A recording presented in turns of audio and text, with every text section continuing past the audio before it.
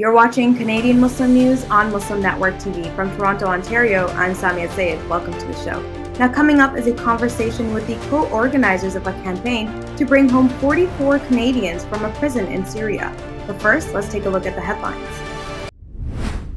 Interim NDP leader criticizes pay bumps for new conservative positions. Indigenous scholar sues Sudbury police and hospital for $300,000.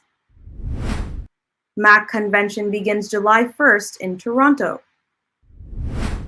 Israeli forces raid on Palestinian homes leaves one dead in West Bank. And now the details. Peter Tabuns, Ontario's interim NDP leader, has been quick to criticize the PC party for expanding the number of parliamentary assistants. In a press release Wednesday, Tabuns condemned PC leader Doug Ford, who is poised to give pay raises to newly recruited Conservatives in the caucus. Tabuns' comments come after the PCs announced the appointment of 43 new parliamentary assistants. These assistants will be eligible for an annual pay bump higher than $16,000. The Tories have created 9 new cabinet positions since 2018 for 30 ministers total in this term's legislature. Cabinet ministers receive an extra pay of $50,000. An Indigenous scholar, Tasha Beeds, has filed a lawsuit of $300,000 against Sudbury Police and Health Sciences North Hospital for unlawful detention and racial discrimination. According to Beeds, local media sources report she was detained under the Mental Health Act by Sudbury Police, forcing her to revisit the hospital where the staff had previously ridiculed her condition. The court filings show that the staff called her, quote, drunk and looking for attention, which made her leave the hospital. The Health Sciences North Hospital said in its statement of defense that staff tended to Beeds when she was on the floor. Beeds denies getting staff help. The police have refused to comment on the matter as it is before the courts.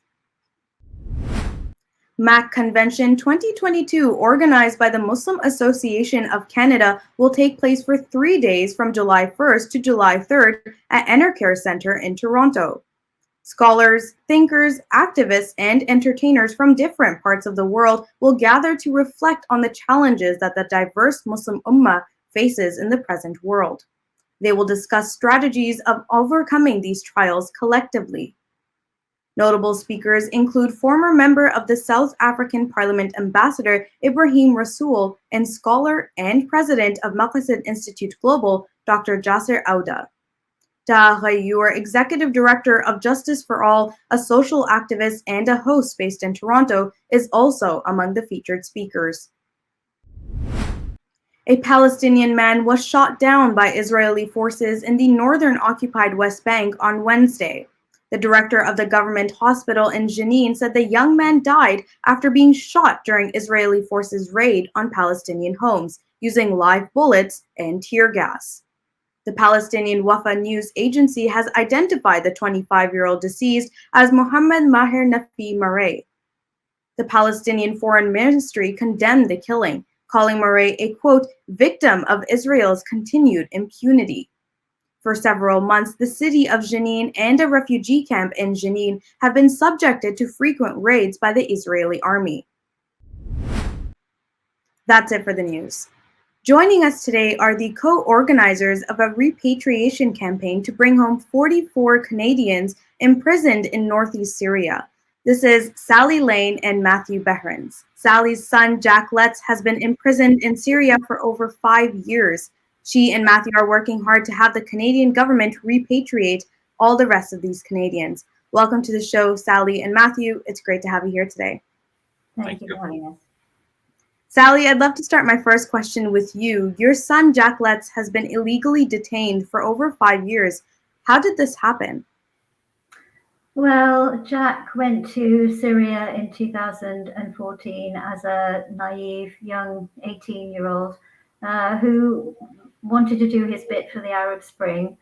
He soon decided that he needed to escape from the territory, and we've been trying to help him do that since late 2015, encountering many obstacles along the way.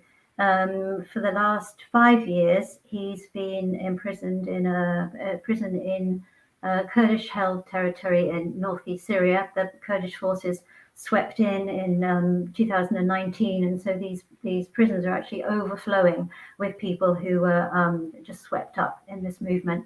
Jack was actually imprisoned before that. He'd been trying to escape with a group of refugees in 2017, and was either sold or handed over to the Kurdish forces at that point. And since then, we've been talking to the British initially and the Canadian government in trying to bring him back. Mm-hmm. Matthew, this next one's for you. When someone hears that 44 people have been imprisoned, their next question is most likely going to be, well, on what charge? What charge are these 44 Canadians detained upon? Well, they're actually arbitrarily detained, which means they're held without charge. There's been no specific allegations made against any of them. And under both Canadian and international law, that is illegal. That's why they are illegally held. And they're also held under conditions akin to torture, as confirmed by the United Nations, by Human Rights Watch, by the International European Organization Rights and Security.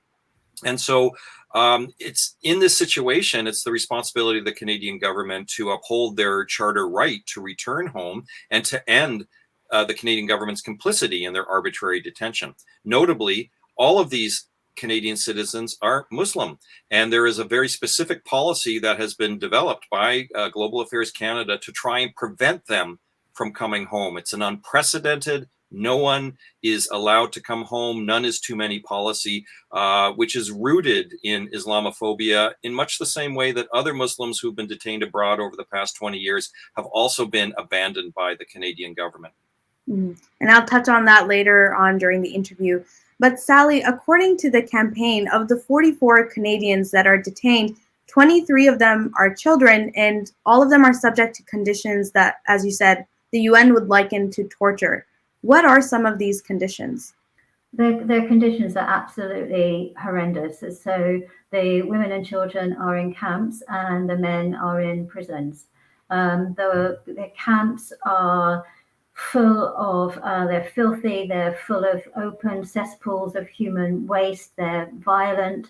The guards can be quite brutal in their treatment of the women and children. Children have actually been shot in the camps.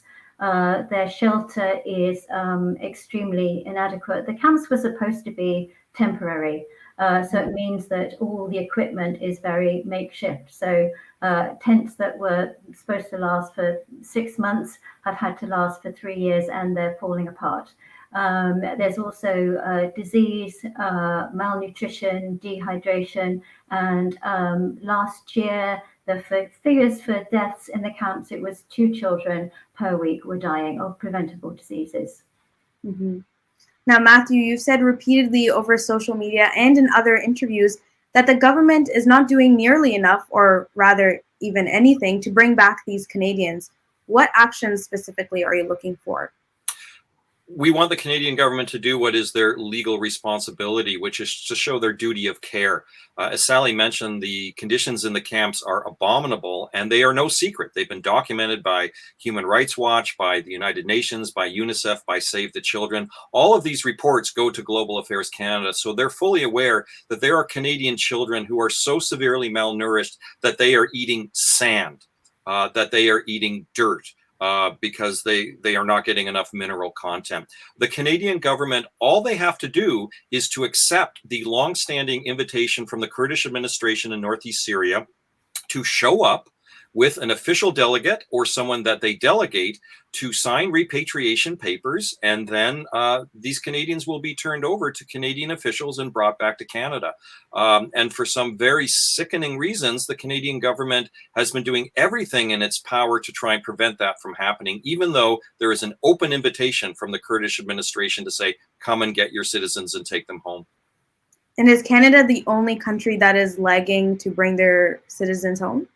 Canada is one of the worst. In fact, Canada is spending $2.5 million to repatriate Iraqi citizens, which is a wonderful initiative, and yet they're investing similar amounts of money in a court case to fight the families in Canada to prevent them from coming home. So Canada is very much on a list of shame, as identified by a UN Special Rapporteur on torture.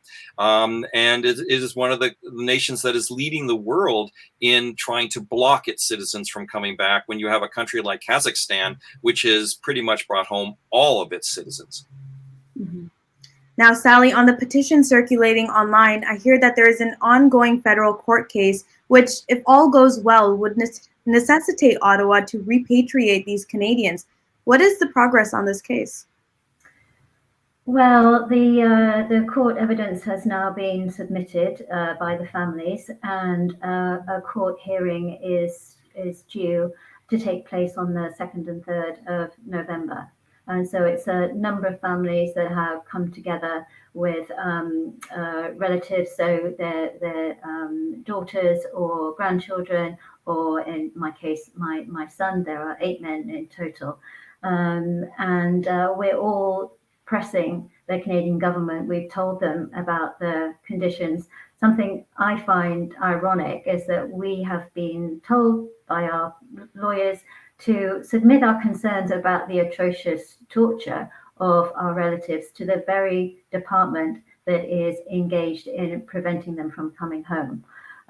So the court will decide in November what needs to be done, whether they will order the government to bring these people back, or whether they'll urge them to make best efforts.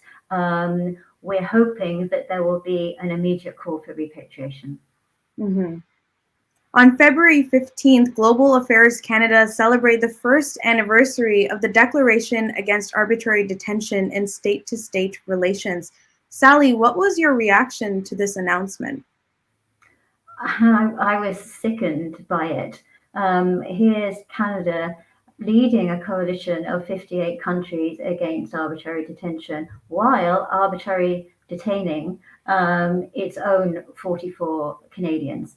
And you think, how can this be possible? I think people don't know about the situation in Northeast Syria. They don't know about these citizens who are held in these atrocious conditions, because it's been somewhat kept out of the media.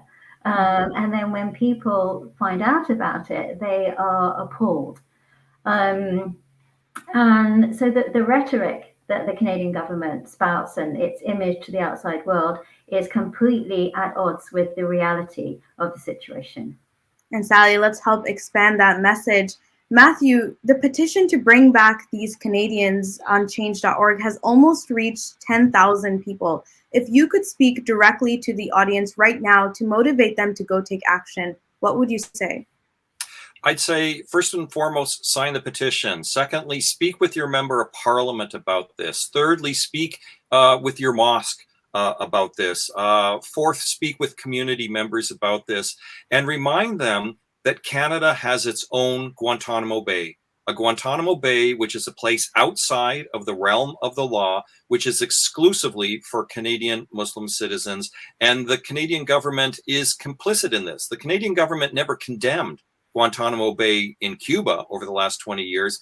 And last week we had a press conference in which Mozambique, who wrote Enemy Combatant and who was imprisoned at Guantanamo Bay, said, as someone who's a former prisoner of the United States, I can testify that the conditions are far worse in Northeast Syria. So I would ask that those who are watching this is to ask a simple question. What would you do if it was your daughter or your son or your partner who is imprisoned under these impossible conditions, and your government is actively preventing them from coming home? Well, thank you so much, Matthew and Sally, for joining us. Sadly, we have run out of time. All the best on bringing back home Jack and the rest of the 43 Canadians. Thank you. Thank you. You are watching Canadian Muslim News on Muslim Network TV. That's it from our Toronto studios tonight. Make sure to like, share, and subscribe to our channel for more Canadian Muslim content. Stay safe, and until next time.